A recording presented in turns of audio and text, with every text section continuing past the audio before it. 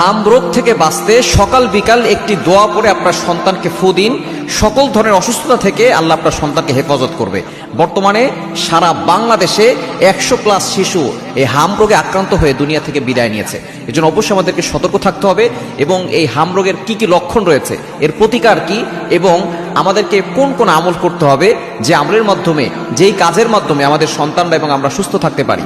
1 নম্বর আমরা জানবো যে হাম রোগের কি কি লক্ষণ রয়েছে। এর 1 নম্বরের লক্ষণ হচ্ছে জ্বর ওঠা এবং সেটা বারবার বেড়ে যাওয়া, 102 থেকে 103, 4, 5 পর্যন্ত চলে যাওয়া, মোটামুটি বেশ কয়েকদিন থাকা এবং ঠান্ডা হওয়া, কাশি হওয়া, চোখ লাল হয়ে যাওয়া। শুধু তাই নয়, লাল লাল যে রেশগুলো আছে সেগুলো শরীরের ভিতরে ওঠা, যে লাল লাল দানাগুলো শরীরে ওঠে, এগুলো যদি ওঠে অবশ্যই সতর্কতা অবলম্বন করতে হবে, দ্রুত চিকিৎসা নেওয়ার ব্যবস্থা করবেন। এবং আপনি অবশ্যই অন্যান্য যেই বাচ্চারা আছে এবং যেখানে জনবহুল লোকজন বেশি থাকে সেখান থেকে আপনার সন্তানকে দূরে সরিয়ে নিয়ে আসবেন।